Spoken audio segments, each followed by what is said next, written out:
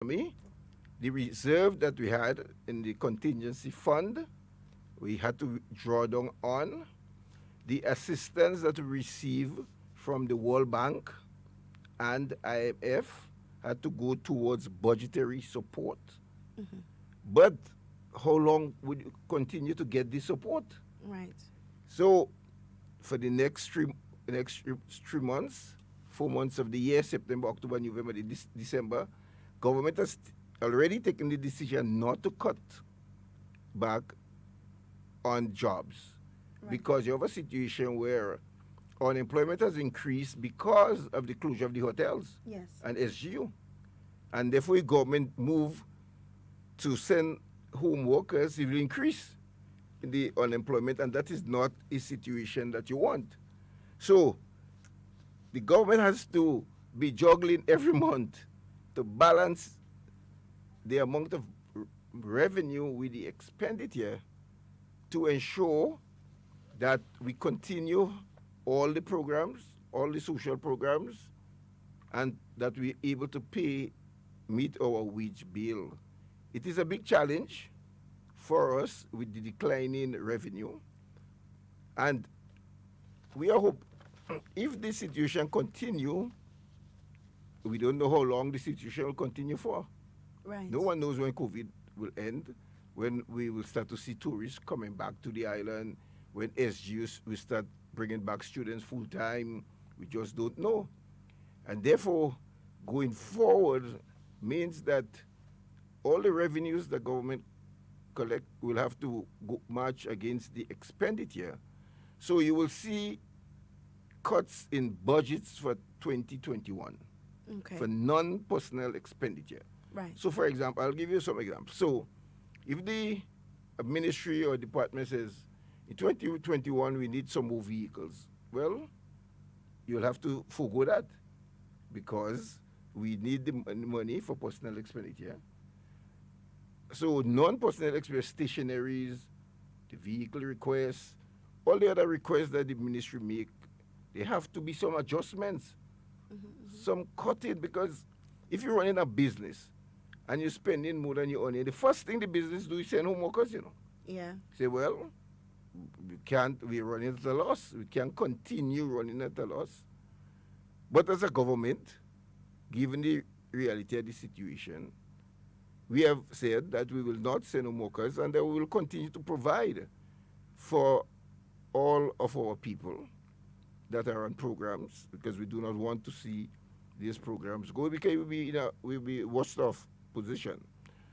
And therefore, it is a tough balancing act to be collecting less revenue because the worst thing you could do is start borrowing to pay salaries. Yeah. All you're doing is you're just going deeper into debt Right. because if paying salaries, that's not an investment that you will get some return on, so you could use the money to pay the debt. Hmm. Now, what is as I wanted to stick a pin there because as you mentioned our debt, what is happening to our debt servicing? Because we have seen where we've come from a place of 108% debt to GDP down to 50. Um, 50 is Yeah, it we went 50 up to 55%. 55%. Now that COVID-19 has put a damper on our revenue collection, our ability to service debt, and not just Grenada, but we're speaking about the world at large. How are we managing now servicing our debt? Well, that's a good question because we have to service the debt still. Mm. What we have done is to request um, debt suspension, to request debt forgiveness, to ask for an extended period. But there are some debts that you must pay Right. every month. Now, and we have to pay the debt so every month and meet other expenditure. You will see a slight increase in the debt to GDP ratio because the money from the World Bank and the IMF are concessionary loans, long period, 40 years to repay, 10 years grace period, and but it's a debt on the books. So once you enter the books, it affects the debt to GDP ratio, and then the other debts that we have currently that we have to service, we will have to continue servicing them because, Right. listen, if you get a moratorium, it does not mean that is a debt, is a waiver of your interest and capital. You still have to pay it Yes. and still have to pay the interest, and most of them is compounded. And that is why some people, when the banks offered a moratorium, said, no, no thank you. What we want is a waiver of the interest to make it easier for us to pay. But of course, the bank have to report to their shareholders. Right. So they deferred, that is a deferred payment. Some people, it will add the next 6 months to the loan or a year to complete. It's the same thing with government. If you get the deferral, it will means that we'll have a longer time to pay, but it's not gone. What will help us is if we get debt forgiveness. Right. But as I says, if it's a bilateral debt, these countries are facing the same situation like us. If it's a multilateral debt, it's a debt from international institutions like the World Bank and the IMF. They may be willing to consider moratorium or suspension. We got a suspension from the Paris Club, but that suspension was for 8 months. So what they did, calculate how much money we pay monthly to them, and for the 8 months, 8-month period up to the 31st of December, they gave a suspension of payment. But when it resumed, we have to pay back the money. We did not get debt forgiveness, which we really would have liked. So Right. we don't have to come back and pay it. So we have to service debt, we have to meet all government recurrent expenditure. And then on the capital side, that's where we have to create the jobs. So we have said that the way to boost the economy and to get economic activities going is through the creation of jobs. And that is why you see the government program, the PSIP program, Public Sector Investment Program, and all the other programs like special projects at the constituency level, the debushing program that we have going on, the construction, the building of roads and bridges and so on, will continue because these projects create jobs for people. And when you create jobs, people have disposable income. And as people have disposable income and they spend, then government collect more taxes. Right. And therefore, the number one thing to get going is the creation of jobs. And we are hoping that the private sector will continue all the projects that they started before COVID so that they can provide jobs to our people and that we can see more people out working and having disposable income. So, Minister Joseph, what areas are we looking at in terms of job creation? I know the private sector has to play a big role in the provision of jobs for our people to ensure that more people are employed, especially those who are currently affected most, and that would be in the tourism sector.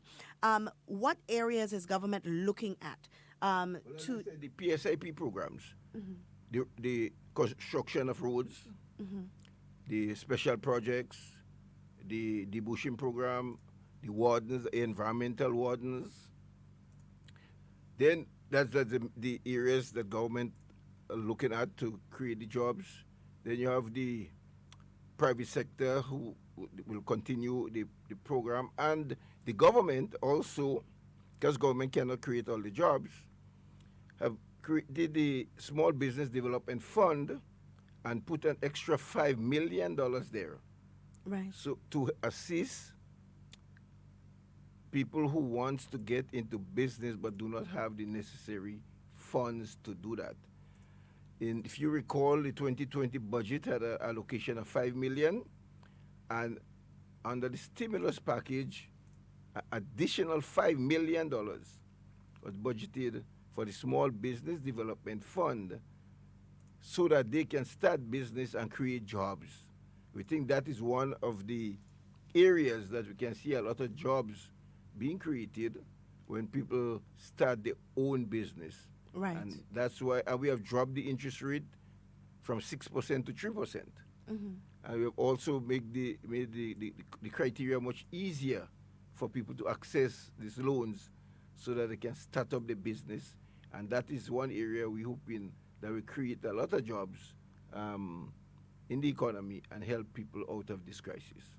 All right, wonderful. Well, I mean, the government seems to have a very Herculean task ahead of them in managing the economy with all of these shortfalls in all of these different areas, and still not planning to make any cuts as yet, and also still meeting its commitment to the public service in terms of paying wages, salaries, and pensions on time, I must say, as well. In addition to that, I want us to talk about that emergency fund.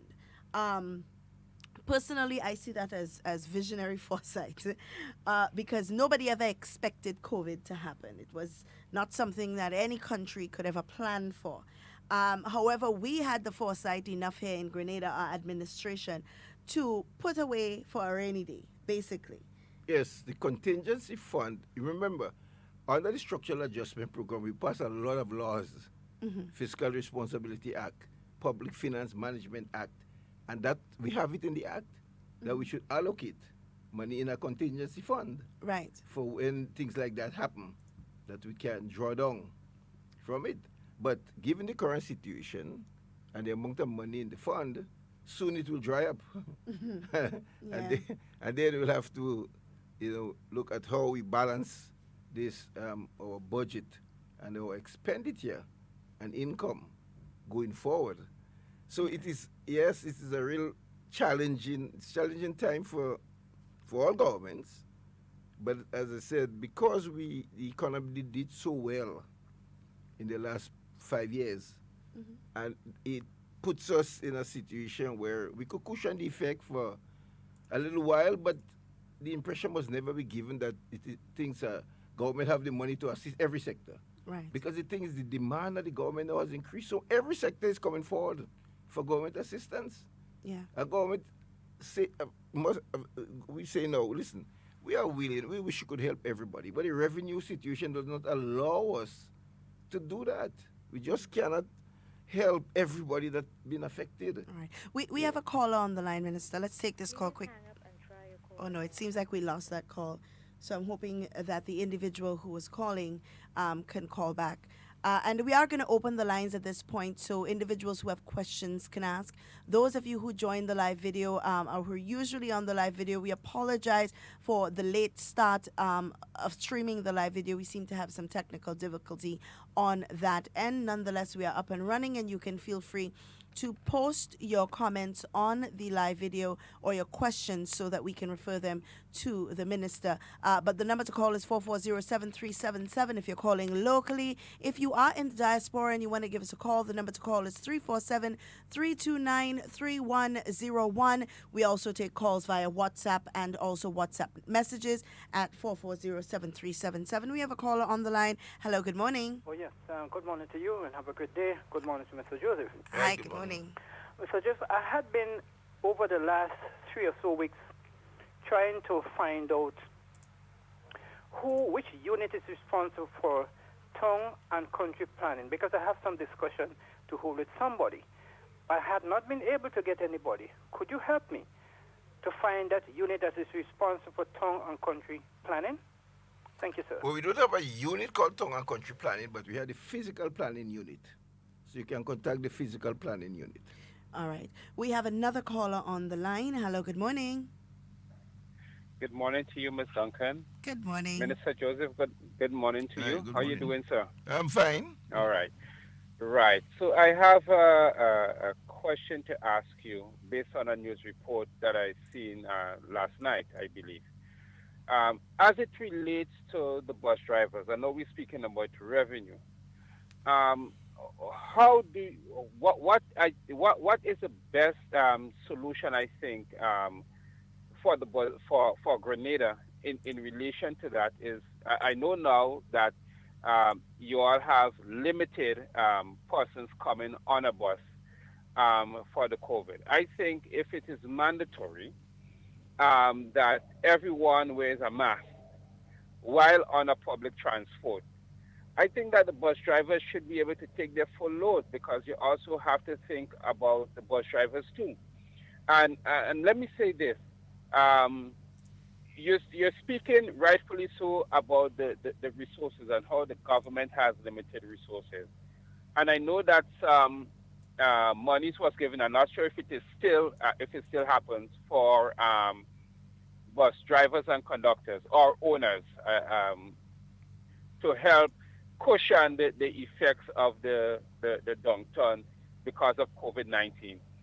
My question is simple: why not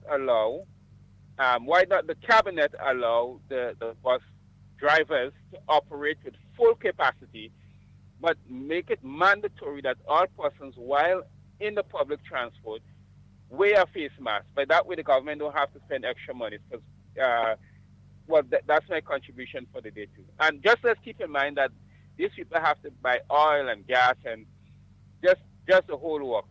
I would listen on air to hear what you have to say.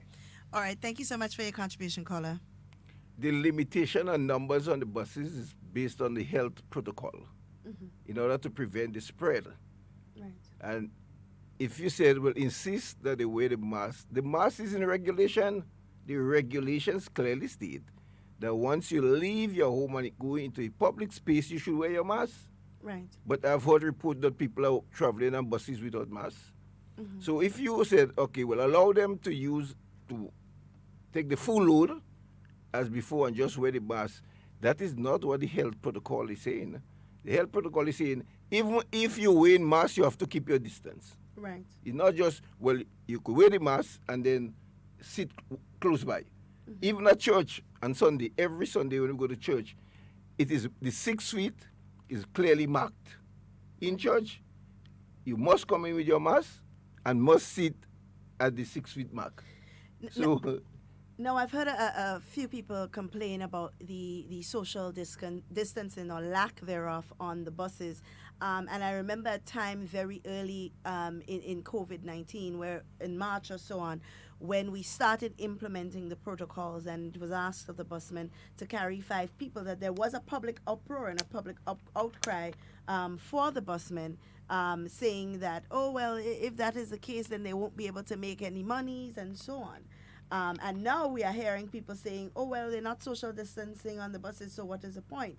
And then there was also the issue coming back out of COVID or out of the lockdown, where we had buses trying to lobby for an increase in the bus fare, stating that they were not able to carry at full capacity, so they needed this increase. I think it's basically us understanding, Minister, that certain sacrifices must be made in a lot of areas in our lives, and things cannot run as normal or as they normally do. Yeah, because we're not in normal times. And remember, the protocol set up to protect you. We do not want the next outbreak of COVID and then go into a next lockdown. Because remember, it need to be worse for everyone. Yeah.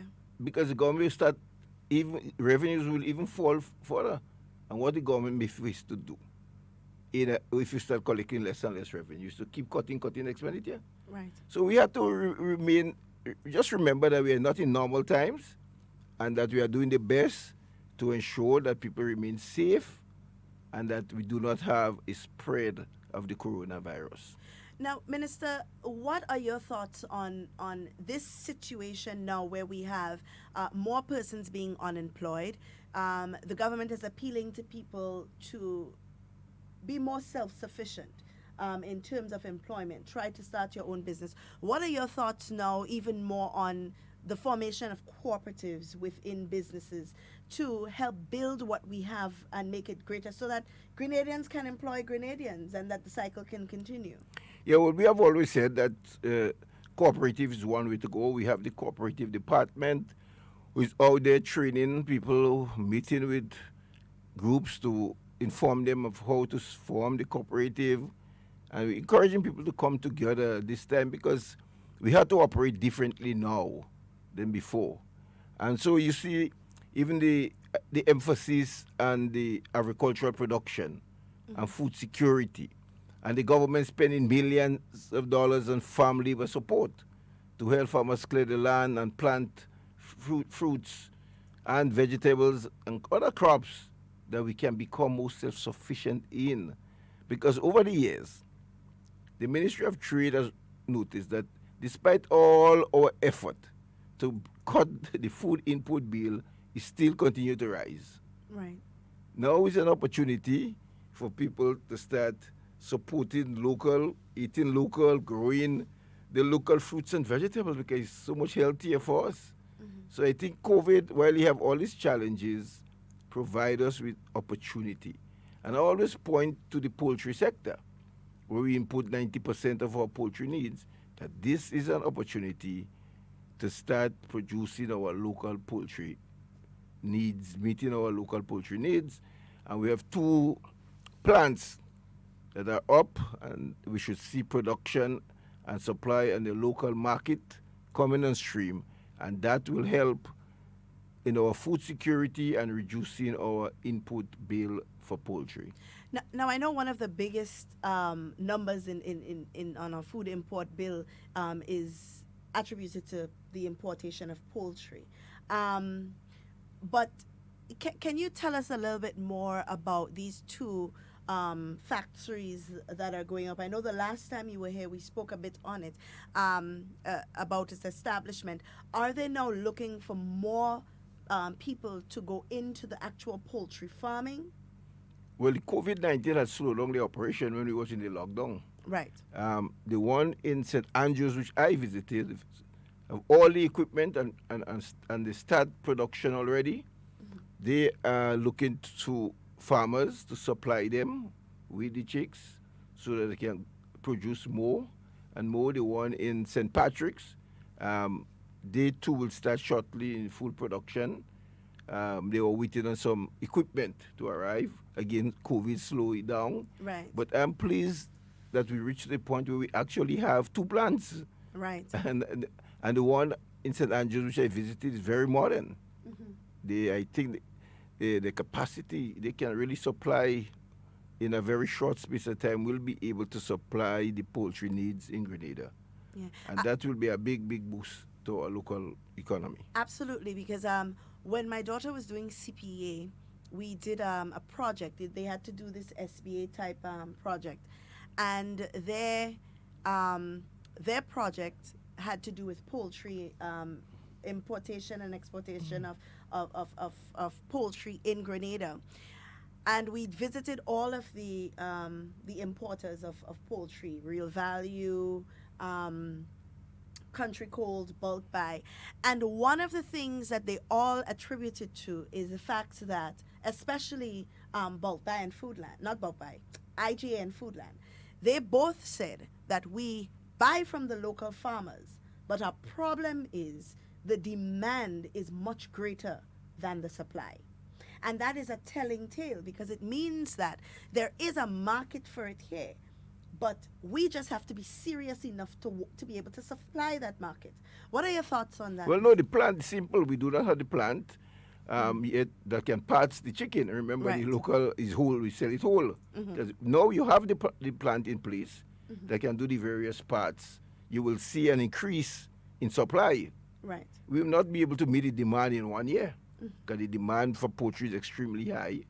But with the 2 plants, I think in a very short space of time, and we able to parts the chicken, that we will be able to meet the demand, and that is much healthier chicken. Yeah. Produced right here, fresh, you get it fresh.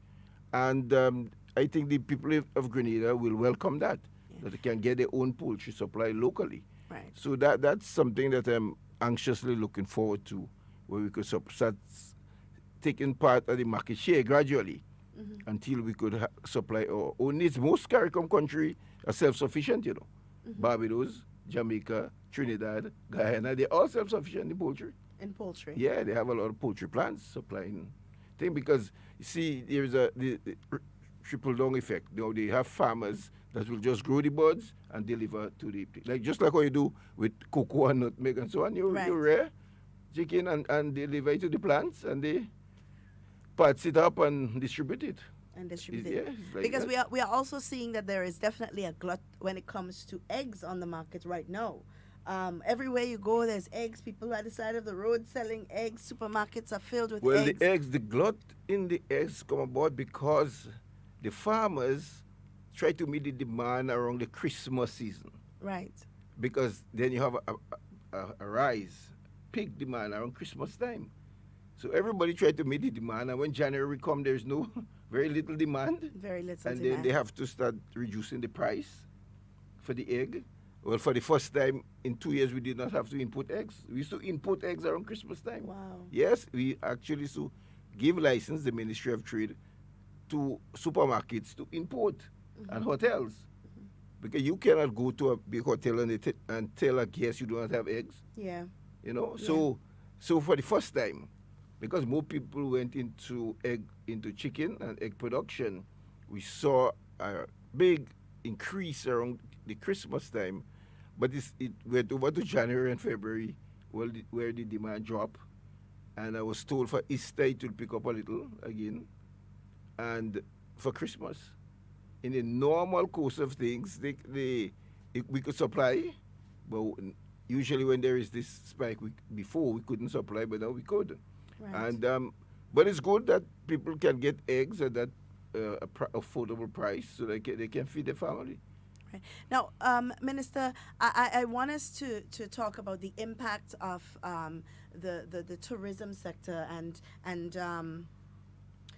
its demise. Well, for now. How that has impacted a lot of the different sectors, because we have the poultry farmers who in most cases would have supplied the hotels with whatever produce they have. We have the farmers, agricultural farmers who would provide the hotels with produce and so on, who are now not able to do that. Yes, because of the closure of our ports and the effect that COVID is having on the entire world, where tourists not coming in and hotels have to close, this had a ripple effect, because the farmers that will normally supply the hotels, they do not have this outlet. Then you have the supermarkets that will buy again from the farmers, that is in less demand. The workers from the hotels, they are home. They do not have any disposable income. The hotel occupancy tax that the government will collect, and the VAT the government not collecting, Right. because it's closed, so they're not collecting any taxes from it. So it has seriously impacted our economy, because we depended on tourism. Imagine all these apartment buildings that are now empty because the medical students are not here. Yeah. St. George's University students are not on the island, and these people have mortgage to pay. A lot of this construction went up in the last 5 years, Yeah. and you get a mortgage for about 20, 25 years, and now you're not earning any income. That is the difficulty with it, because of this closure, and you're not getting any income, and therefore you cannot meet your mortgages. Right. And the workers as well. The workers who went in and took mortgages, and now they're not sure when the hotel sector will be reopened. They're not sure where they could get a job. And if you have a household where both husband and wife has lost the job, you could imagine the effect that will have. Yeah. They will have to dip into their savings, and then soon they will have no money left in the savings if they continue to use it every month. Well, similar to government, if government continue to use up all the reserve funds and whatever assistance is getting to continue to pay recurrent expenditure, very soon it will have to take some drastic measures. Yeah. So overall, the impact has been very, very severe. But what the government did was to set up some committees in various sectors to make recommendation to the government on the way forward. And there's some excellent report that was submitted, suggestions of how to rebuild the economy in the shortest possible time. These reports were submitted to the Prime Minister and sent to Cabinet, and we have considered it and categorized it in short, medium, and long-term measures, what we need to put in place. And we think with these recommendations that have come forward, once implemented, we'll be able to maintain the our services to the people, the government will be able to see continue its on this current trend of supporting all the programs and not having to resort to cut in its public service. 'Cause the last thing we want to do is Absolutely. to have cut in the public service. Now, government is asking people to invest in themselves, start a small business, and so on. What are some of the areas that can be looked at to be most profitable or to be more sustainable for a young entrepreneur? Well, we're trying to get people to go into new areas. The traditional areas only have this, for example, under the Small Business Development Fund. The traditional areas people will come for to go into farming, retail store, retail shops, and to go into if they want to set up a bar, restaurant, to sell food, to provide. But we're saying, listen, you could have an opportunity now to provide services online for people. You have the opportunity where you can produce masks because people need to wear masks.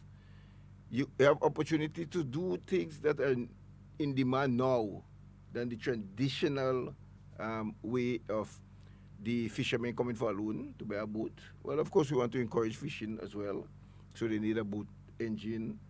Some people are taking loans to go into poultry because they want to grow chick to supply on the local market. And so it's to get people to think differently and see what sort of ICT they can go into, what kind of services Right. industry that they can think about, get involved in providing things to the community that they're not used to or they will have to travel far distances to get. And so the Small Business Development Fund, while it is limited to an amount of $40,000, that's the maximum. But we are saying that if you start small, you could start growing Right. in your business. And that is where we are placing the emphasis. We have what we call the priority sectors that will get loans on an easier basis if you go into the priority sectors. Like if you go into poultry, that is a priority sector. Agriculture production, that is the priority sector. Services, that's the next priority sector. So the Small Business Development Fund has come up with a number of small areas that they encourage people when they approach them for loan to go into so that they can be self-sufficient and create jobs at the same time. All right. We have a call on the line. Hello. Good morning. Good morning to you, Ms. Duncan, and good morning to Mr. Joseph. Hey, good How are morning. you, Mr. Joseph? Yes, I'm doing fine. Thank you. No, I'm satisfied with the explanation that you are giving to the general public. Hats off, a very good thing. We need more of that within the villages. We need more of those kind of introduction, explanation into the village. Sometimes when you pass it on radio, certain people then hearing them. So you need to go out into the villages. We know it's COVID and you can't go to have big massive crowd. But you need to get this message and them across to the average man over there who could help to spread your message. Right? It's very important. And next thing is, there's a lot of areas that government could think of in cutting back expenses. For instance, look at the bushing now. They're leaving the stuff on the side of the road too long, Mr. Joseph.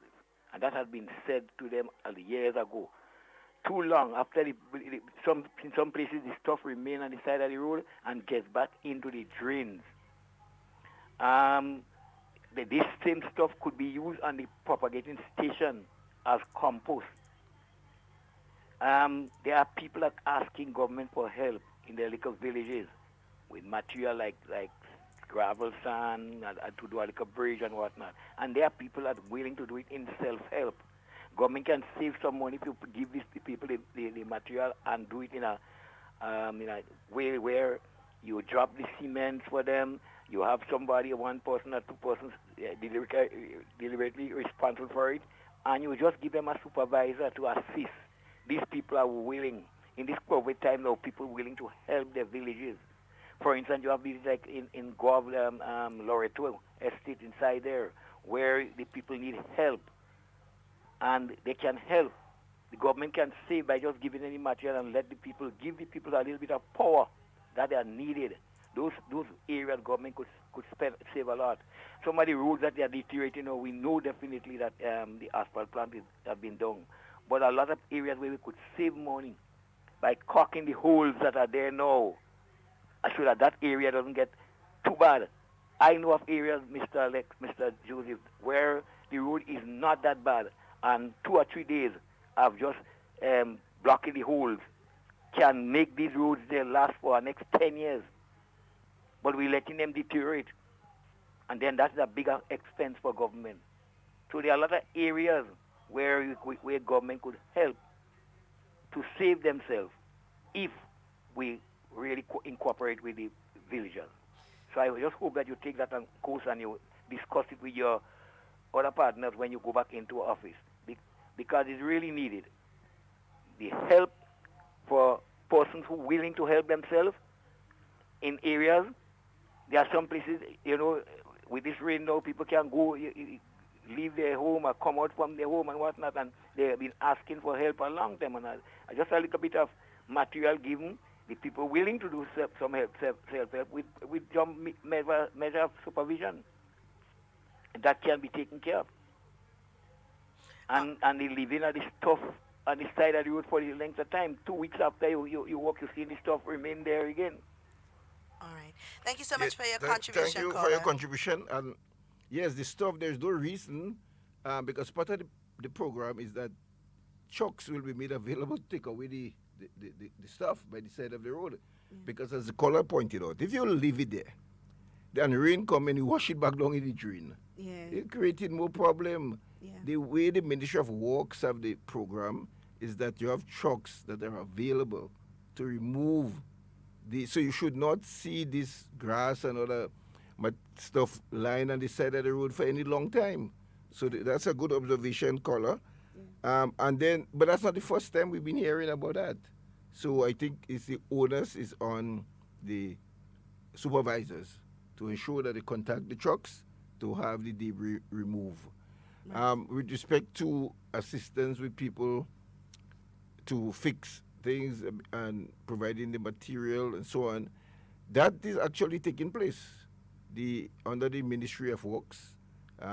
If you request, say, gravels or something, but sometimes the people who wants to do the work are not capable of doing it how it should be done. Right. So you put on persons will come to me and say, Minister, all I want is a truckload of gravels, and we put it down. There's nothing to keep it in place. So you put something, level it, or keep it firm, and then when the rain comes, it washes out. It washes it away. Yeah. So we have to be careful with that approach, because you might be just wasting money in doing that. We prefer to do it on the special project where we can give a competent person a contract to go and do the road, the wall, or the retaining, whatever it is, box drain or retaining wall. All right. Guys, the lines are open. You can call at 440-7377 if you're calling locally. If you are in the diaspora and you want to give us a call, the number to call is 347-329-3101. You can also send your messages or make your calls via WhatsApp at 440-7377. We have another caller on the line. Let me see. No, it seems like we've lost that call. So caller, let's try that again. The number to call is 440-7377 and post your questions to the minister. But Minister, it's something that we've always said here on Hard Talk, that more communication needs to happen between the people and government. In terms of the different projects, the different programs. You see, just so you come and sit down here with me and talk about the shortfalls and so on that we are having in the economy right now. These are things that needs to be put in the simplest of of terms so we can reach people at all levels and communicate it with the public. Do you guys see yourself as government or even as party reaching out to the people within your constituencies to communicate that information? But before you answer that question, just stick a pin. We have someone that's been calling. Hello, good morning. Hello, good morning. Good morning. Hi, good morning. To Mr. Joseph, please. I live in Montparnasse, in the Coconut in Montparnasse, and I've been living there for about 30 years, and they have never done anything on the Montparnasse Road. The southeast, where Mr. Gregory Boring is responsible for, the whole of the southeast are concrete road, all in Laborie and all those places. Monjalua has proper road, and they still have a project now starting from somewhere in Laborie to going on to Hopeville again in the southeast area, and in the northeast St. George. Where I live in the Coconut, they have never done anything on that road. That is unfair. Thank you very much. All right, thank you for your contribution, caller. Mr. Bola, you see, you're so accustomed to having Mr. Bola next to me. Minister, I don't know if that's something that you can speak on. Maybe the Minister for Works. Well, all I can do is draw it to the attention of the Minister for Works. Yes. Yeah. To his attention. Yeah. So, oh Lord, look, we have a next call coming, and I don't want to deprive my callers of making their comments. Hello, good morning. Hello, good morning. Hi, good morning. I want to second that person that just talked about Northeast. To me, like, they forget Northeast from the time Mr. Tobias was there. Very little used to be done. And now, like, they throw Northeast behind the back. The Northeast is behind right now. Nothing has been going on in Northeast. There has a man they say they put in charge, and when you think he has few people that he's looking for, because they had a program with the small businessmen, and only 6 people they had because nobody passed on the message, and it's really terrible for Northeast people. I'm feeling very hot about it. To be honest, I'm ashamed. Because I can't answer a question for them people. And nothing is going on. Nothing. Can I road walk right now? All right. Thank you so much for your contribution, caller. So it seems like we have a few road-related concerns that I'm sure the minister is listening to and would relate to the Minister of Works. Yes, I would. All right. Wonderful. We have someone on the live here saying, also, the Douglaston Road, work needs to be done there, and there's people living there. And another comment says, I am an electrical contractor. Is there a way I can talk to you concerning the maintenance of light and electrical outlets in schools? In school, yes, the schools, you can have a conversation with the minister responsible for education. Okay. But maintenance will be under the Ministry of Works. Would be under the Ministry Yes, of Works. so you can engage them if you want to offer your services. So with a lot of these questions are works related, I think it's time to bring in the Minister of Works to have another interview so persons can relay their concerns to him. But Minister, as I was mentioning before, are you looking at bringing this information to a constituency or even a village level? Yes, I think the caller did mention that. They said it's going to be on air explaining it, but they need it at the village level. And yet there is a plan by the government and also by the party to put out these information that gets on the ground in very simple form so that the people in the various villages and constituencies can have the information of exactly what is happening now. And I think because of COVID too, people want to hear more and more what we are doing to assist them. And they also want to know how the government is doing, because if you come here and said, well, we have a reduction in revenue at that level, they will be concerned. Yeah. And therefore, I agree that we need to reach out more to the village level And that is something that I will communicate. All right. We have another caller on the line. Hello. Good morning, caller. Good morning, good morning. Hi. Good morning. Mr. Oliver, Hi, can morning. you explain the new car rules, in particular, bringing in trucks? Do what? I didn't hear. Thanks a lot. No, I didn't hear you. The new car rules. Can you explain the new car regulations, in The- particular, bringing in trucks? Oh, okay. You're talking about the used vehicles. Yes. Okay, used, right. So the government has put a ban on used vehicles over the age of 10 years. There was a cutoff period where you had to order it by to get it into Grenada. And there is also an exemption list attached to this. In other words, there are certain vehicles that are exempted. For example, construction trucks, specialized vehicles for disabled, a number of this transport for construction sector have been exempted. So there is an exempt list which the customs department have and which you can inquire from them to know whether or not the vehicle that you want to bring in is under the exemption list. Okay. So it's not across the board for all No, vehicles. there you have an exemption list. Okay. All right. I hope that answers the caller's question. So if he wants to inquire or wants to bring in a vehicle, then you should contact customs. Yeah, customs and is they the would be able to enforcement tell you agency. if your vehicle is or can Qualify, be yeah. exempted. Yes. All right. We have a question on the live video. Is there anything for Carriacou farmers? I think the question needs to be a little bit more specific, but along the lines of farming, can you tell us some of the benefits that farmers on a whole have received over a period of time? I know they get concession on vehicles and so on. What benefits do they normally get? Right now, government spending millions of dollars in the farm labor program, where they're sending workers on people's private farms to help clear the farm and help replant.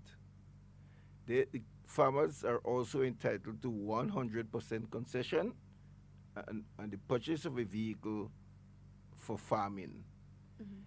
Farmers also receive subsidized fertilizers for the farm. Also, in the plant distribution, farmers also receive plants at subsidized rate. And then you have farm roads being built. So sometimes when I listen to farmers about what government is doing, it seems to me that information is perhaps not reaching them. Because it is one sector that even under the structural adjustment program, that they continue to receive 100% concession.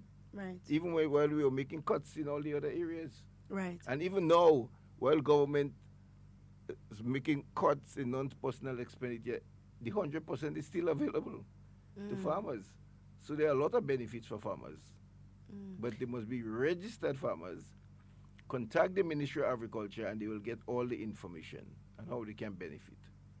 Okay. Guys, remember the lines are open. You can call in and ask your questions at 440-7377 if you're calling locally. If you're in the diaspora and you want to give us a call and contribute to the conversation, it's 347-329-3101. You can also post your comments via WhatsApp or on the live video so that we can continue with the conversation. Now, Minister, I'm going to ask you simply about the GCA-GCNA issue and what your take is on the merger of these two entities. Why is this beneficial for the farmers at this time? Merger is not a new concept in business. So you have two associations, cocoa and nutmeg, both representing the same farmers. 90% of the farmers that are cocoa farmers are also nutmeg farmers. Right. And so the model is, well, why don't you form one association if 90% of the farmers are in both? So that you will see a lot of efficiency gains. You will have one management team, one set of extension officers, all the assets will be one.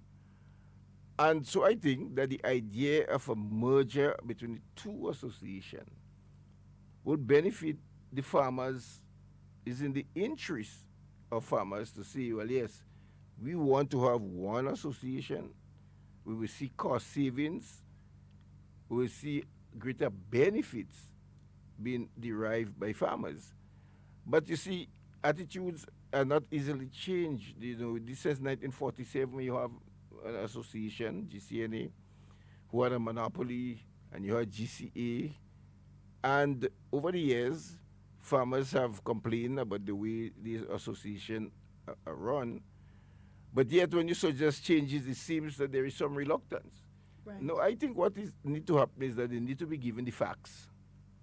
Because if you're making decision, you must have the facts before you make a decision. It cannot be based on just emotions. That, well, we want to own cocoa board and we want to own nutmeg board.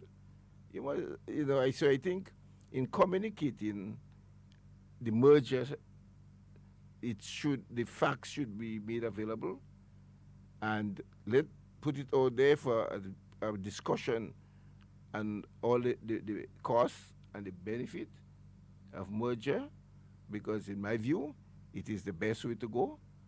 But the farmers must decide that is what they want as well, that they want the merger between the two associations, and they must be given the opportunity to say so. And I know the Ministry of Agriculture went right around the island having consultation with farmers, and there is an oversight committee working on it. So it's still work in progress. But I think if the facts are outlined and all the benefits, then I think at the end of the day, we can get agreement from the two associations that the concept of merger, the idea of merger, is one that can benefit them. All right. Guys, we're going to take a short break, and then when we come back, we will be speaking to the minister about matters of his constituency, because while he might be the Minister for Trade, he is also the parliamentary representative for the constituency of St. David. So we want to spend a little time talking to him about his constituency. We'll take a short break, and then we'll be back with more conversation.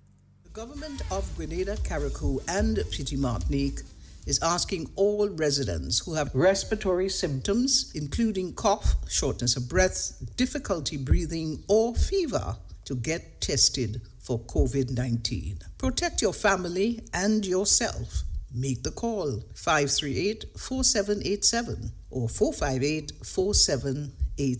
Every Get person tested. In Grenada, Carriacou, and Petite Martinique is required under the Emergency Powers COVID-19 Number 4 Regulations, Section 2.4a(b), to wear a mask or suitable covering over their nose and mouth whenever they leave their home, attempt to enter, or is in line to enter a place of business, government offices, and while in a motor vehicle with any other person. Like the rest of the Caribbean and communities all around the world, is facing an unprecedented challenge with managing the impact of the COVID-19 pandemic.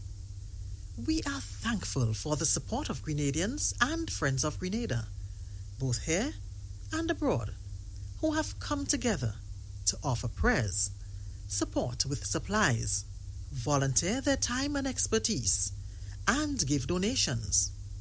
Many of you continue to reach out, asking how you can help. In response to your request, and to further streamline our procurement process of personal protective equipment and other supplies, the Government of Grenada has developed the COVID-19 Response Support Fund. The fund gives Grenadians, friends of Grenada, and organizations the opportunity to support and partner with us through donations in the fight against COVID-19. If you are in Grenada, funds can be donated at the Grenada Cooperative Bank at account number 413-000-849. For further details and donation options when contributing from outside of Grenada, please visit our website. You're listening to Hard Talk Grenada via www.hardtalkgrenada.com.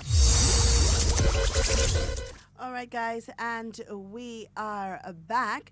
Now, Minister, we want to talk about your constituency. There has been a lot happening in St. David's, particularly to do with the new project that is expected to happen in Las Jes. Can you give us a little bit of insight, because it's a very controversial issue as it relates to the environmental factors? And with the clearing of the pond, the removal of trees, and so on. Can you give us a little insight into the project and what happened in that instance? Yeah, so thank you for the opportunity to explain once again the development taking place in St. David. The developers that are involved in this project built a hotel in St. Kitts, 5-star modern hotel. Then they moved to Dominica, where they also built an ex-hotel. And they came to Grenada and other islands. Not only Grenada, they looked at for building the third hotel, but they decided to settle for Grenada. Initially, they wanted to build the hotel in the south of the island. But after lobbying with the investors and trying to impress upon them the need to move to St. David, because St. David do not have any large hotel, and because we do not have a tongue, we do not have much business activity. So they visited the area, and they saw a site, privately owned lands. So they bought the lands from a private Grenadian owner, not government, a private Grenadian owner. I have heard that this land that they bought was earmarked for agricultural purposes. I would want someone to show me that. Because what I know about the area is that a lot of houses have been built up there. So if it was earmarked for agricultural area, why so many houses are there? The person or persons who claim that should have a look at the area and show me where it is that it was earmarked for agricultural purposes. So the developers purchased the land and decided that this is the area that they want to build a Six Senses hotel, which is a world-class 100-bedroom hotel plus other villas. Now they bought 32 acres of land there. The hotel will only occupy about 10 acres of land. The other 22 acres will all part of the environment and the enhancing what they are offering, the services they're offering. So a very small percentage of the total amount of land that will be utilized. And so they started clearing the road towards the hotel, and a lot of concern has been raised. First of all, let me say an environmental impact assessment was done. So if people have concerns about the environment, the destruction to the environment, they have a right to raise it. Now, that's all right. Government is willing to listen. The developers have said they're willing to make any adjustment to the development plan if it's going to fit better in the area. And so a meeting was held with residents right in Las Jes there to hear their concerns. And what came out is that a lot of the facts were not known. For example, when the idea of access to the beach came up, the developers in their plan have explained that the beach will be enhanced, facilities will be put there to enhance people access, because what they want is to ensure that when people come to the beach, there are proper facilities. So they were told that. And the other environmental concern about the pond. Now, this pond in the area there, a lot of people around there don't even know the pond. They have decided to clean the pond and incorporate it as part of the attraction. Mm-hmm. You know the amount of garbage that was taken from this pond? More than 10 truckloads to clean it up and bring it to the state where they want to use it, this salt pond, as part of the area. So the developers are taking into consideration all the concerns that have been raised by residents, by environmentalists, by all the people who have concerns, because what they did in both St. Kitts and Dominica was to incorporate the community into the plan, so that when they put it up the beach facilities, the community will be involved. And they have given a commitment to plant 8,000 trees, because I said to you, they have 32 acres of land. And that they will ensure that the mangroves are well protected. Because they want, when the tourists come, they can walk through the farm and see different fruit trees. And that's all part of the plan. So a lot of the misinformation that's out there. But I'm saying that a hotel of that nature coming to St. David's will provide 200 jobs during construction and 150 to close to 200 after construction will be jobs for the people of St. David's and, of course, Grenada. So to have such a project coming, once all the environmental concerns have been addressed, will be a big boost for St. David's. So I am pleased that the developers have chosen St. David's last suggest to do the project. And I'm confident that the views expressed will be taken on board, and that together with the developers and the community, the residents of St. David's, we'll have a very, very good project. So just to be clear or clearer, the land that is now being developed by Range was not government land. No, the private developer. I don't want to call the name who they bought the land from. So it was a private, but the residents know that. Right. It was a private, because you see, I see and I hear a lot of things on social media about government only selling this and selling that and selling. No, the residents of the area, people who came to the meeting, most of them was not even from St. David's. Right. They came there, as they said, environmentalists, archaeologists, and all scientists who come now.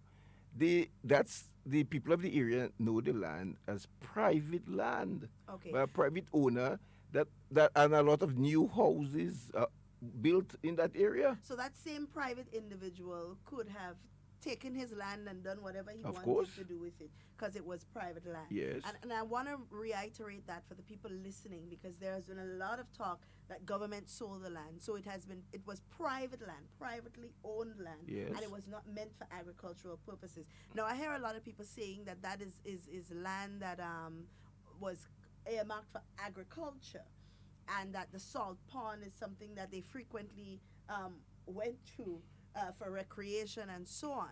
So those are also all rumors.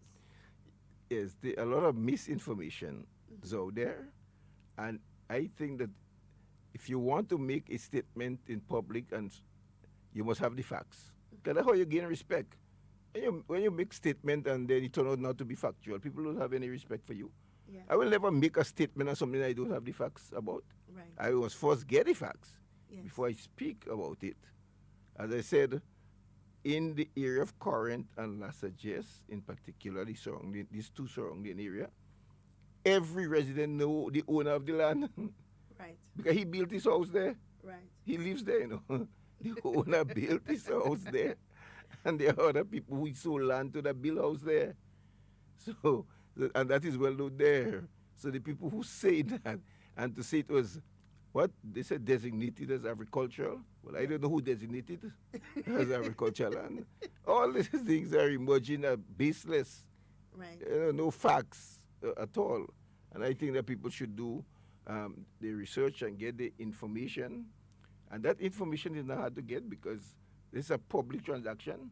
Right. You could know who the land was, who bought the lands, who the Right. land was purchased from. Because it's between Yeah. two individuals, non-governmental Yes, entities. yes, this, Okay. So- Now, what do the people of St. David have to look forward to in the upcoming year? I know there have been a lot of challenges now that COVID has come and reared its ugly head and put us in a position where we're basically on our knees. What do the people of St. David have to look forward to in terms of the development of the constituency? Well, the first thing is that we have 220 housing units that will be completed at the end of the year.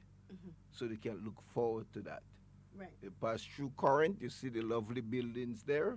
It will be completed at the end of this year. And so, because housing is a major issue in the constituency. Well, I would say throughout Grenada, but housing in St. David's is a major problem.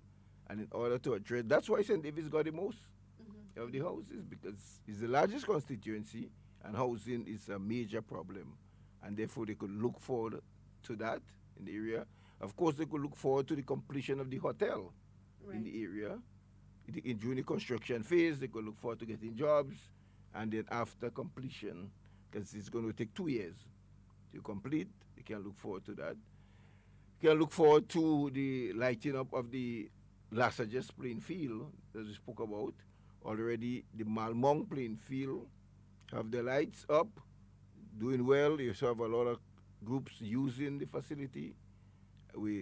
Lassages. We were going to light Lassages about 2 years ago, and then we are told that we have to put international lights there because it is the second best playing field after the one that we have at the stadium, and therefore the international cricket teams will need to train there. Right. And that through the cost, how it costs into millions. Right. So to the standard had to build the towers and put up the right lights. But we are close to an agreement now, and we should see lighting taking place there next year. So I know that is something that people are anxiously looking forward to, the lighting up of Lassages playing field. For the farmers and the fishermen, they have been accessing the services provided by government, the assistance, financial assistance, and so you see an increase in farming activities taking place there in St. David's. And then we have the bathroom and toilet program to put on bathroom and toilet onto people's house. That's a major program because you have a lot of elderly people who do not have this facility. Right. And so we have started the program. We were supposed to start in March, and then COVID came. So we started in July. And already we have completed 2 such toilets, having started during July. By the end of August, for the one we done, and our intention is to do approximately 3 per month. Okay. So for the remaining part of the year, we'll see an increase in these activities. Also, we have the house repair program, where people benefit from housing assistance to repair their homes.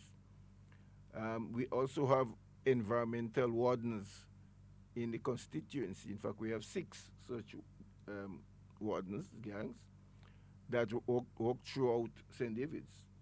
2 up in north, 2 central, 2 south, because St. David's is such a large constituency. Right. And they're doing very good job. They're maintaining the drainage, because what people complain a lot about is that we build the roads, but we do not have drains. So their job is to maintain the drains and the overhangings, to ensure that the environment is well kept.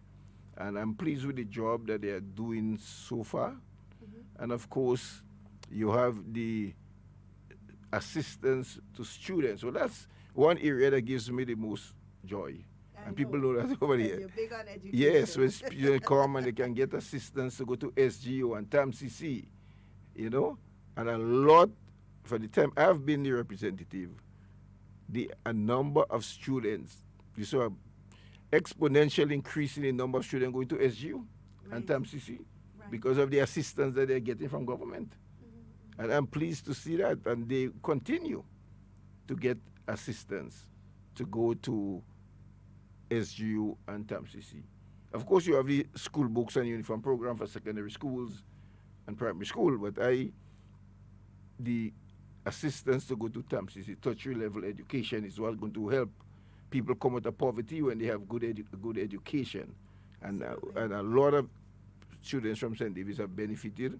We have the Empower program, and St. David's have 35 young men now in training under this Empower program. I spoke to them 2 Fridays ago, and they were also excited to be in this program. That's the young men we took from the blocks, unemployed men, yes, who just sitting on the block every day, no hope, and put them in the classroom to teach them life skills and training. And the first batch, I remember the most outstanding student came from St. David. So I was telling them this year they have to make sure that we maintain that. and the dropout rate was very low. So now we are 35, and I encourage all of them to continue. And then we'll have shortly the start of the Imani program. And of course, again, St. David's will get about 50 young people who home to go into the program. So a lot have been taking place, and St. David's is getting its fair share. Because every time you have a program, I say, remember, St. David's is the largest constituency. So we cannot say equality among unequals. We have to be proportionality. So our proportion has to be higher. And so we've been benefiting. I'm pleased to see the young men in the program. I'm pleased to see the amount of students going on to tertiary level education, and the people of St. David's can continue to look towards uplifting the standard of living. That is the goal really of the government, to improve the standard of living of its people. And we are seeing that throughout St. David's, in that less and less people are just coming to us now for money to go and buy things. They're coming and ask for a job. They're coming and ask for a scholarship for the children. That's a good direction they're going. That's good. Yeah, coming for help that can lift them up, assist them. And so we are continuing with the support of central government in ensuring that we continue to improve the living standards of our people. And the bathroom and toilet program will be an ongoing one. It will be ongoing. And the next 2 years, if we continue with this allocation, it will just take us 3 years to solve that problem, Wow. Yeah, because if we build in 3 per month, that's 36 a year, right? So in 3 years, there will be 108? Yes, and we think we could really eradicate that problem and make people's life much more comfortable to have these things. And so that is the aim of this government. And that is why sometimes, when I joined the New National Party, they were opposition, And my friends are joining, especially my Bajan friends, because I was working in Barbados at the time. Well, and I went to UWI there, so I have a lot of UWI friends. So you going in politics and you joining an opposition party?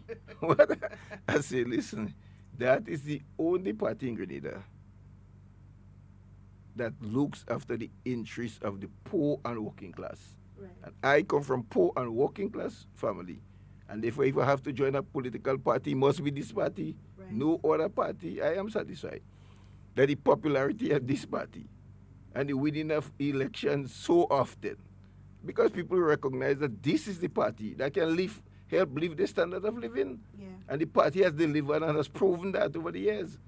So I'm a proud member of this party.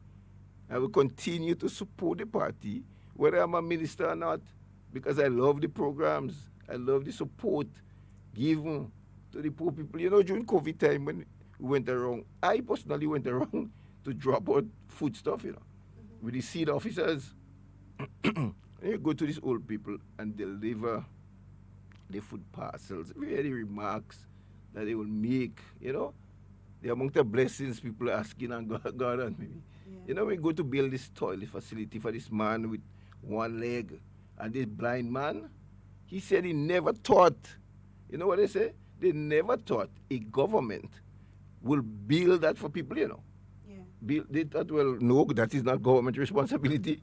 No, the man actually told me that. He said, government is going to come and build the bathroom and toilet and do everything. I say everything. We have a gang, we have a team of men dedicated only to that.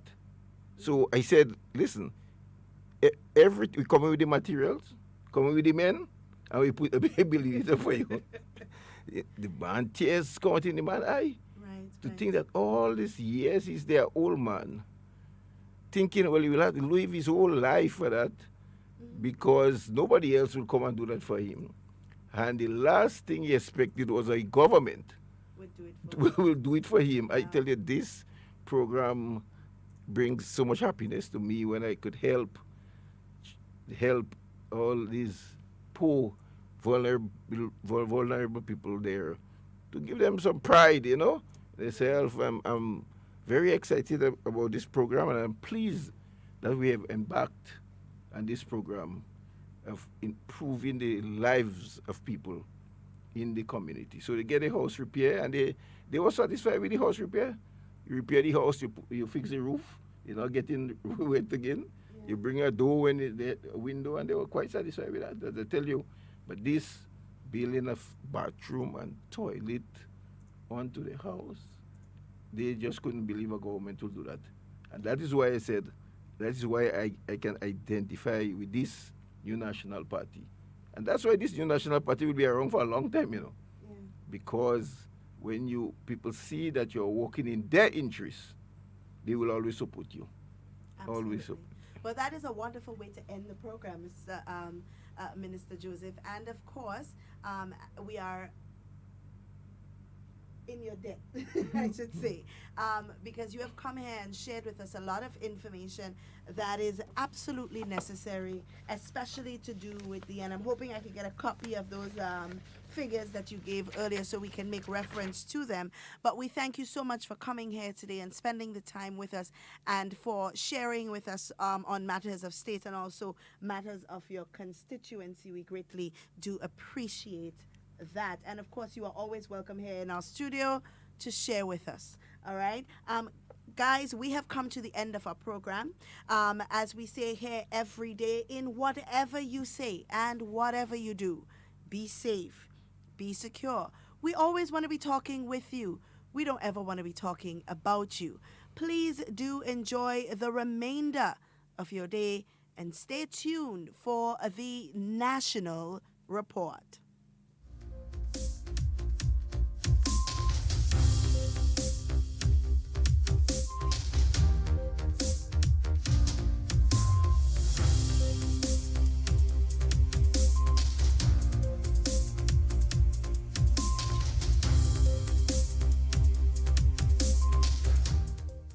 Prime Minister Dr. The Right Honorable Keith Mitchell says adjustments will mainly be made to the recurring side of the 2019-2020 budget. We'll have details to this story and more in the National Report.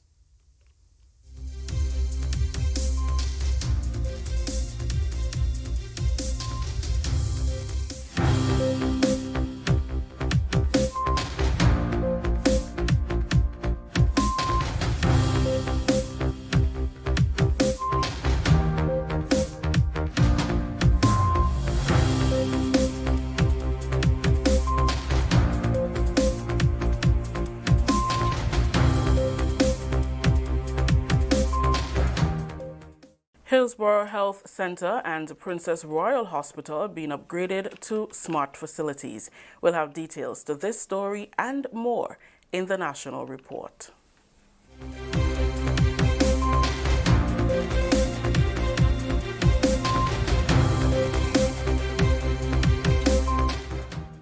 Welcome back with the details to the news for Monday, August 24th, 2020. I am Rakisha St. Louis.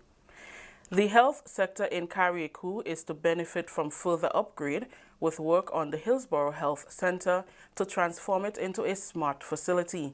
Work is already underway on the Princess Royal Hospital to the tune of US $1.5 million. The US $1.8 million Hillsborough Health Center project is being done under the Pan American Health Organization's Smart Health Care Facilities in the Caribbean project.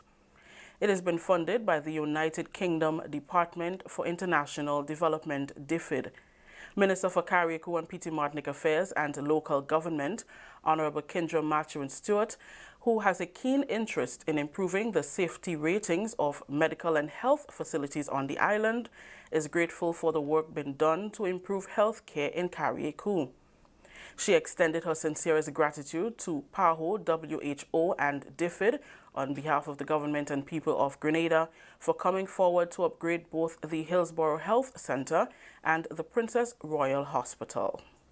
The Hillsborough Health Center and the Princess Royal Hospital are our two main health care facilities on island. And so I am very grateful for the work that is being done presently to improve these facilities, which I know in turn will improve the delivery of primary health care to our people in Carriacou and Petit Martinique. The transformation project under the Hillsborough Health Center involves the installation of an entire new roof system, inner and outer walls, windows and doors, the installation of smart electrical fittings, plumbing, air conditioning systems, among other things. These projects are all geared towards providing safer and greener health facilities so that we can deliver care in times of disaster. The Hillsborough Health Center upgrade project is expected to be completed by December 2020. Minister Mathurin Stewart highlighted the significant contribution the projects are making to the economy. The project is expected to be completed, that is the Hillsborough Health Center project, is expected to be completed by December of 2020. In addition thereto, mention must be made of the economic spin-off these two projects are having on our local economy here in Carriacou and Petit Martinique. The Hillsborough project is to the tune of US $1.8 million, while the hospital project is to the tune of US $1.5 million. These projects are creating employment opportunities, especially among our youthful population, and so it is assisting us in terms of revitalizing our economic activity on the island of Carriacou during these difficult times. Continuing the news, one Grenadian student is among 21 of the 2020 to 2021 Chevening Scholarship awardees. Alvin Holas promises to be an ambassador as he pursues a master's in international business and emerging markets at the University of Edinburgh in Scotland. Holas, who was a guest on the GIS Spice Morning Show on Monday, said his decision to pursue a second master's degree in international business is based on his desire to perform and maintain relevance in a changing and competitive market. In the Caribbean, we operate as small island developing states, and a lot of our businesses are considered, as Richard Bernal would say, as nano firms. And these nano firms, meaning small businesses within the Caribbean, tend to face more challenges in terms of competing in a global space. And whether we like to admit it or not, the world has become a global backyard, right? And the Caribbean, in order to remain relevant and be globally competitive, I believe as emerging markets, we need to understand our environment to begin with, as well as the environment in which we intend to compete. The Chevening Scholarships are the UK government's global scholarship program.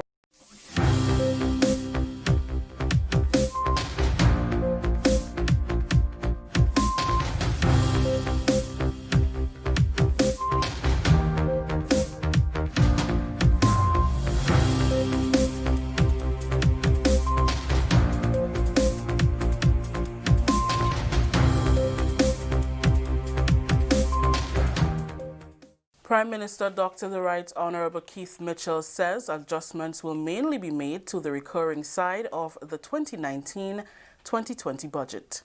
We'll have details to this story and more in the National Report.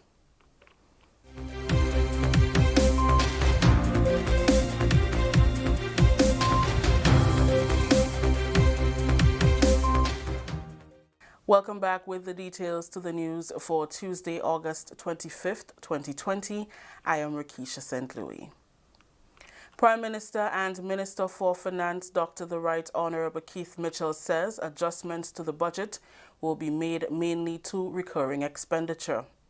During a recent address to the nation, Dr. Mitchell announced that since the country has to consider COVID-19 expenses, that were not part of the 2019-2020 budget, adjustments will be made to make more finances available during this period. Government made a commitment to give financial support to individuals whose jobs were affected by COVID-19 and have since made payment to over 7,000 Grenadians. During a radio interview with RealFM's Andre Donald on Tuesday, Dr. Mitchell explained that changes will only be made to the recurring side of the budget and not the capital programs, which generate employment for citizens. He said moving forward, government will be managing its use of utilities, paper and other supplies, and hiring will only be done on a contractual basis. We are talking mainly on the recurrent side because the capital program is very important for us because that is where the jobs come, and we are moving forward to implement much better than we have done before in that area. The recurrent side, for example, just hiring people within the public sector and increasing expenditure on personal levels and in a general sense, or some areas, for example, a lot of material. In the days of technology, we do not need to spend a lot of money on paper and all this stuff that we normally do. The question of vehicles and so on, we have to manage those areas better and so on. So these are the areas we're talking about, because we are meeting our public sector payroll, but we are definitely not going to be putting more and more money in the recurrent side to support additional hiring of persons within the public sector. Dr. Mitchell emphasized the country's inability to make future payments to citizens. He explained that the country cannot afford another shutdown since there is no fiscal room to survive without being able to generate revenue. So far, we have not touched the public sector payroll, and that's why we call in on our citizens to be responsible with respect to this virus, because we can't afford another shutdown in the country. Yeah. And I make the point over and over, and I've said over and over that if we do have another major infection and we have to shut down to save the lives of the people or the population, it's going to be much rougher than before because we won't have the fiscal room to be able to provide a stimulus. And some people may have misinterpreted, and someone claimed that I was threatening the workers. I am not threatening anybody. I'm clearly pointing out the problems that we have to face. And so that if people refuse to listen and we get serious problems, I would not be blamed for it. I would have done my part. Continuing the news, the Ministry of Education and schools throughout the island will adopt a blended approach from September 7th as the country continues its fight against COVID-19. This approach will include both face-to-face learning and online learning.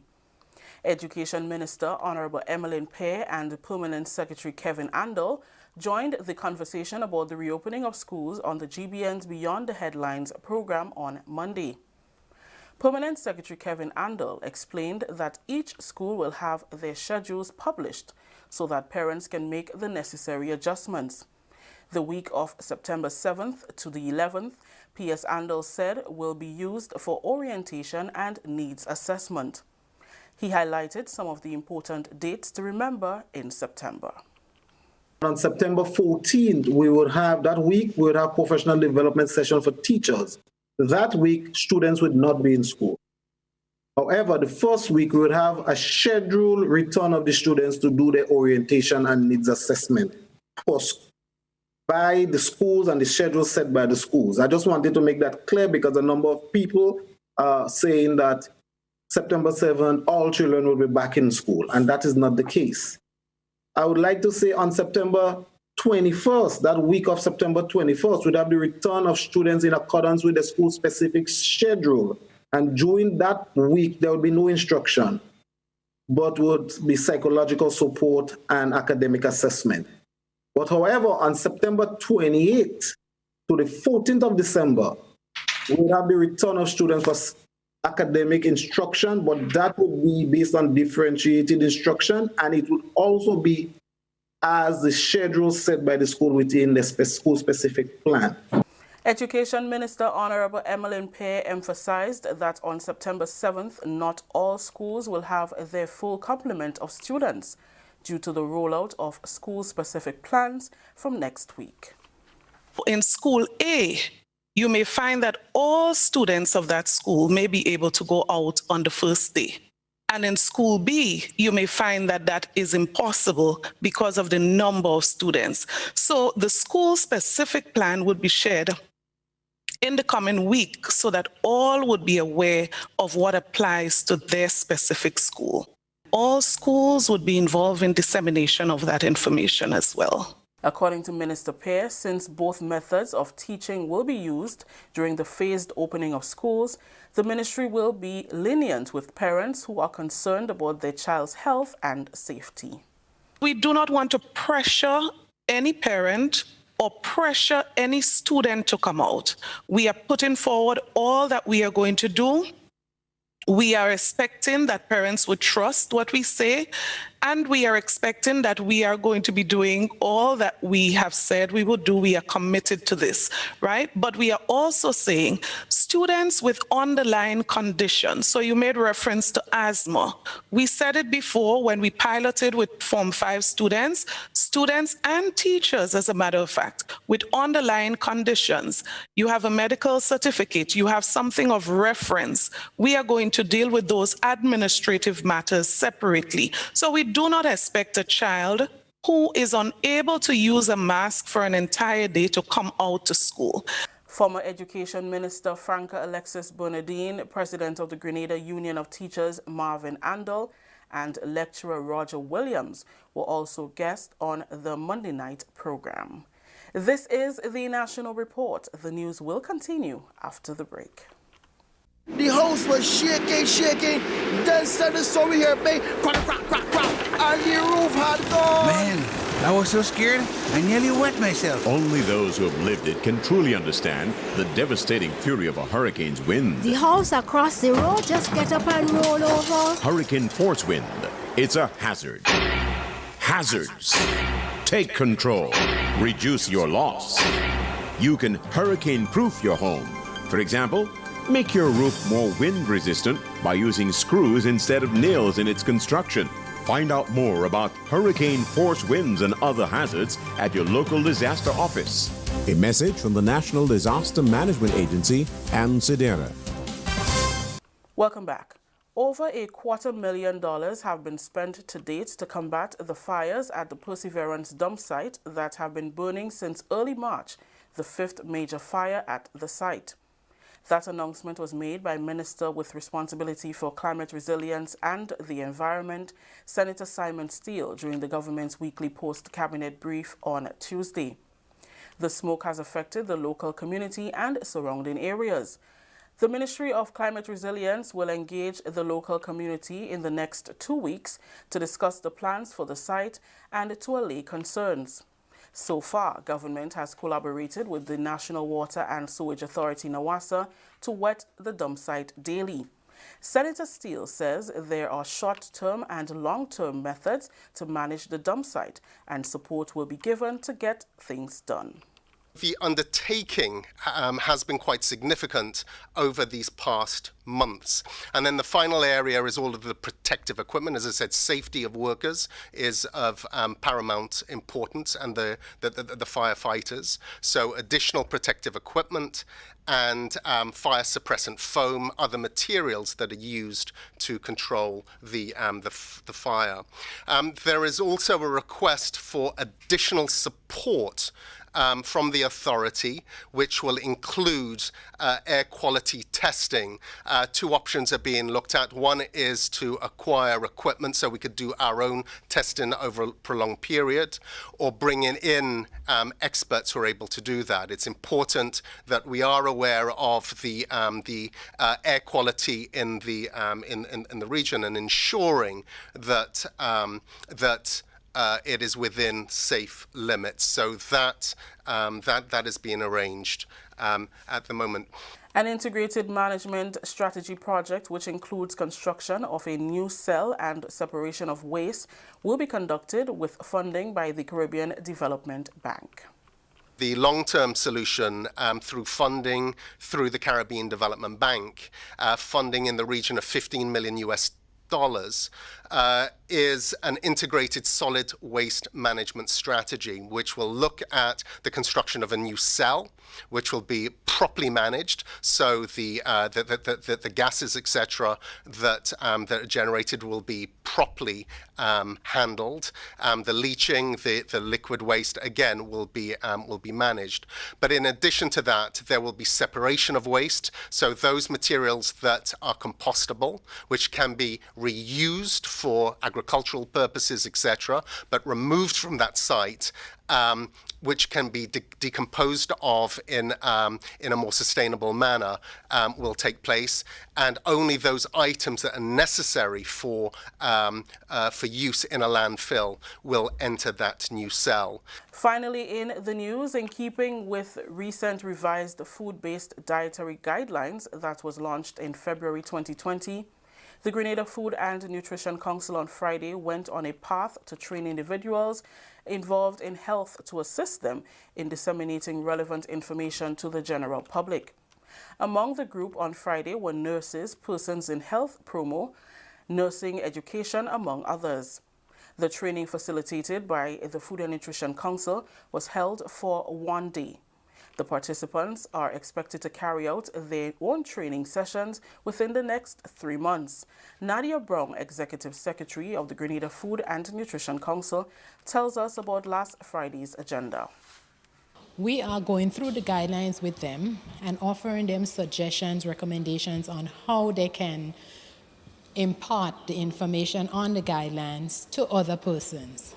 So they're actually taking each of the 8 messages of the guidelines and going through them, the process for themselves, and then they have an opportunity to present it to the rest of their peers.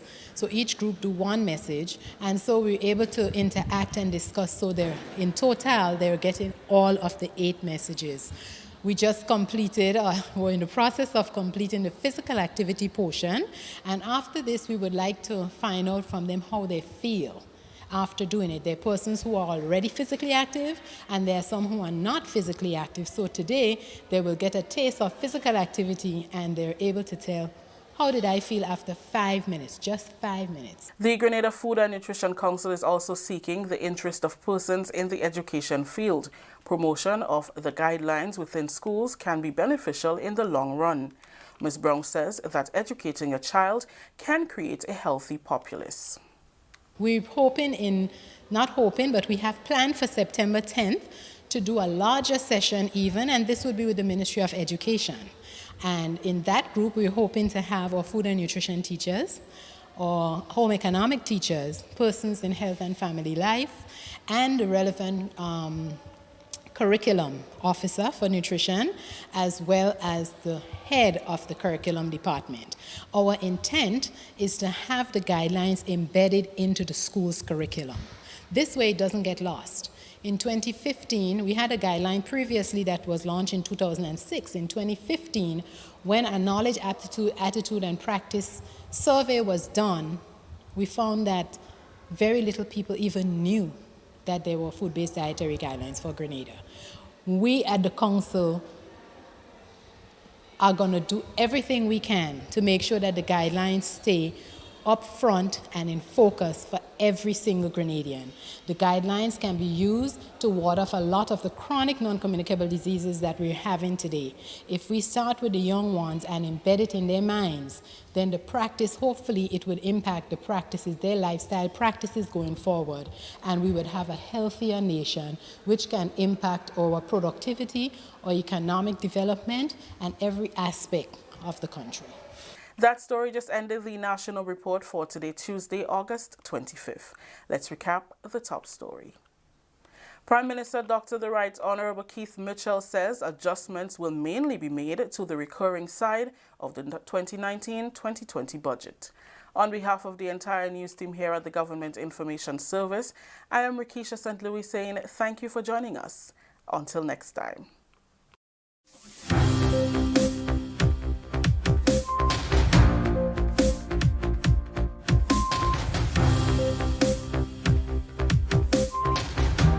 Stay up to date with all that's happening with the new National Party, NNP. Send us a message via text text or WhatsApp on 405-8683 with your name, email, and constituency. Stay in the know with NNB. Get updated.